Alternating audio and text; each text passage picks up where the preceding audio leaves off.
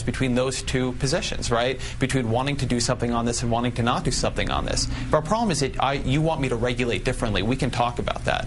But if the problem is you don't want me to do the thing that I got elected to do, that's much harder for Barack Obama and the Democrats to compromise with the Republicans on. There's no middle ground. It should at least be a point, I think, of clarity for the Democrats in terms of how they're going to be able to move forward here. Ezra Klein, staff writer for The Washington Post, thank you, as always. Appreciate it. Thank you. A huge northeastern snowstorm that somehow I managed to miss, thank you, San Francisco, has dumped as much as 2 feet of snow on my colleagues at our New York City home base and on my dog, who had to stay home on this trip. I'm sorry, big guy. More than 1 million people lost power in this storm, 330,000 in New Hampshire, that's 40% of the state, 260,000 in Connecticut, 220,000 in New York, 140,000 in Maine, 100,000 in Massachusetts, 25,000 in Vermont, 11,000 in New Jersey.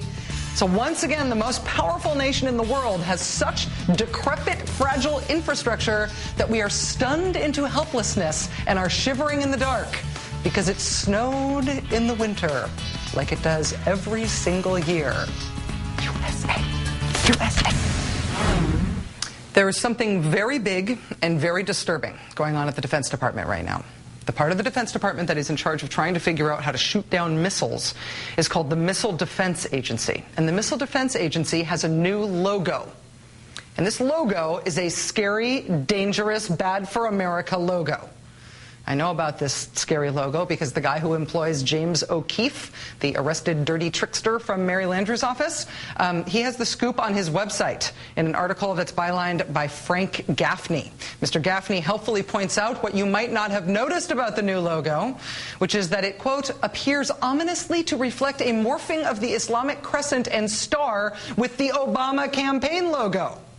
Mr. Gaffney calls the redesign, quote, code-breaking evidence of an increasingly obvious and worrying pattern of official U.S. submission to Islam and the theopolitical legal program the latter's authorities call Sharia.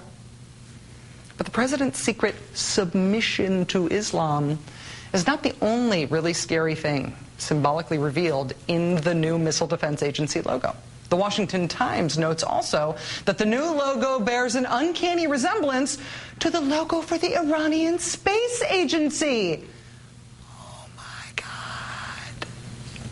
Thank goodness Fox News, of course, has been on top of the story for days now. And could this be logo gate? Check out these two. One is from the U.S. Missile Defense Agency. The other is from the 2008 Obama campaign. Can you tell the difference? The Obama administration is defending its use of a new logo for the Missile Defense Agency. Check out the red, white, and blue symbol on the left. It looks a lot like Obama's campaign O from 2008. The Missile Defense Agency says the new logo was developed almost 3 years ago. Okay. The administration is defending its use of a new logo for the Missile Defense Agency. The organization's official seal is on the left. The new secondary logo is on the right. The Washington Times points out that red, white, and blue symbol looks strangely similar to Barack Obama's campaign O from 2008. Okay. It is not just Fox. Thank goodness now even CNN is investigating this important logo-related freedom scandal. There's a lot of buzz on the internet this morning about the new logo that's being used by the U.S. Missile Defense Agency. Here's a look at it. Some people think that the circular red, white, and blue design looks a lot like President Obama's campaign logo. Others are critical of the crescent and star look, claiming that it's a similar symbol to Islam. See, okay? This is mainstream scary now. That was CNN. And I want answers. I mean, what could possibly explain this new Islamic Sharia Crescent Obama Hope Iranian space program logo that is trying to destroy America and freedom with its logo-ness? Who is responsible for this terrible, horrible, unpatriotic, anti-American logo of evil? According to the Missile Defense Agency, it is the George W. Bush administration. A spokesman for the agency telling the Washington Post, quote, it did not replace our official Missile Defense Agency logo, and of course it has no ties to any political campaign. It was done 1 year before the 2008 election, so the whole thing is pretty ridiculous. Adding that the insignia was chosen because it was cheaper, because it's 3 colors, as opposed to the 5 colors on the official logo. So maybe it's not an Islamic Sharia Crescent Obama Hope Iranian space program logo that's trying to destroy America and freedom with its evil logo-ness. Which is sort of disappointing. Sorry. Talk to you later. But the Missile Defense Agency logo story may be important here because it is sort of a perfect little window into the political mindset of the right wing right now. The Washington Times, in some ways, is an actual real newspaper. Frank Gaffney, the guy banging the conspiratorial drum on the right-wing blogosphere, is booked as a guest on mainstream political shows all the time. He addressed CPAC. He signed the original statement of principles for the Project for a New American Century, along with people like Jeb Bush and Dick Cheney and Donald Rumsfeld and Steve Forbes. He's considered a fairly mainstream American conservative right now, and he is promoting the latest anti-Obama conspiracy theory that is so unbelievable, so easily disprovable that it could be debunked by your average fourth grader with one spare minute and access to Google. I kept thinking they had hit bottom with birtherism and death panels, but it turns out the depths of the raw, self-parodying conspiratorial hysteria have yet to be plumbed in this country. Joining us now to try to plumb them anyway is Chris Hayes, Washington editor of The Nation magazine. Chris, thank you so much for coming on the show and for lending me your hat. Yeah, just call me Chris the Plumber. Is there something about this kind of conspiracy in particular that instinctively appeals to the right wing in this country?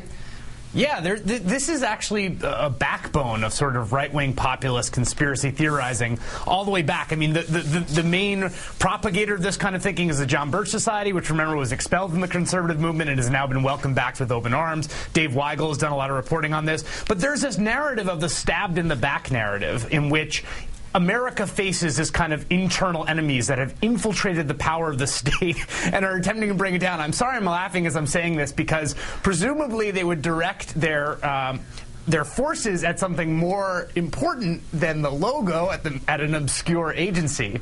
But nevertheless, remember, the thing that brought down Joe McCarthy was basically he said, you know, there are communists working inside the State Department and the Department of Defense. Maybe General Eisenhower is a communist as well. So this notion that they're everywhere is a real long, enduring part of the kind of right-wing paranoid imagination. Well, but as you point out, though, sometimes these conspiracy theories, and not just holding them and keeping them inside your tinfoil hat, but actually voicing them, gets you expelled from the sort of mainstream polity. And right now, there isn't anybody doing the expelling. I mean, the John Birch Society was back sponsoring CPAC, as you said. They debated the whole fluoride in the water as a mind control conspiracy with me on camera this year. Frank Gaffney is considered to be a relatively mainstream guy. I mean, this is the Washington Times. Fox News put this, we were looking for Fox News sound bites about this. We had a wealth of them to choose from. This stuff is out there, and there isn't any purging of the fringe here anymore. No, in fact, it's essentially completely colonized the mainstream. I mean, ideas that used to be wacky are now central parts of conservative catechism. And what's more, I mean, because of the vessel of Fox News, which can kind of perform this alchemy that transforms the lead on some website into the, you know, cable news gold, the amount of the audience reach that something like this can get is just stupendous. And I mean, you really wonder, I mean, you know, this is so easily debunkable, but you think about someone who is in their kitchen making dinner and has Fox News on in the other room, they're not necessarily going to get Media Matters debunking or Al Kamen's column in the Washington Post. They're just hearing filtered in the background that Obama has chosen some Islamic symbol for the Missile Defense Agency, and that kind of stuff sticks, you know? Yeah. Well, is there an effective way to respond to conspiracy theories? I feel like I've asked this question a million times in the past year, going all the way back to the craziness in the late era 2008 election McCain-Palin campaign rallies, when we're starting to hear all those conspiracy theories voiced there, even in some cases by people introducing the candidates or by people asking those questions from the floor, and then the preponderance of them throughout the not only through the end of the campaign, but all the way through Obama's first year. How do you get rid of them?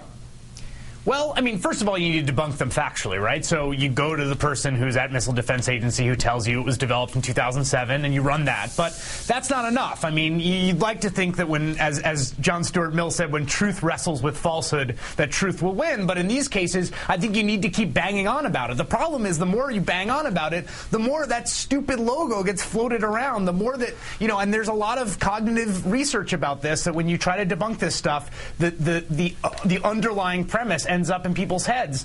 At the same time, you can't ignore it. I think ridicule and satire ends up being the most effective, but there has to be some boundaries enforced by a place like CNN in which they're just not going to treat this with anything at all.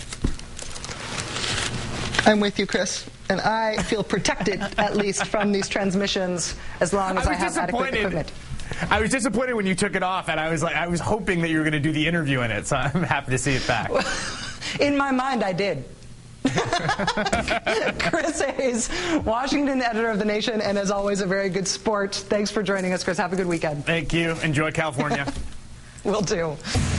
Hand the gavel to Nancy Pelosi and apply her San Francisco values. This Congress is characterized by San Francisco values and pushed by Nancy Pelosi, the San Francisco values. Nancy Pelosi is a committed secular progressive who embraces San Francisco values. The mayor is a very far-left guy, Mr. San Francisco values. I speak to you right now from the great city.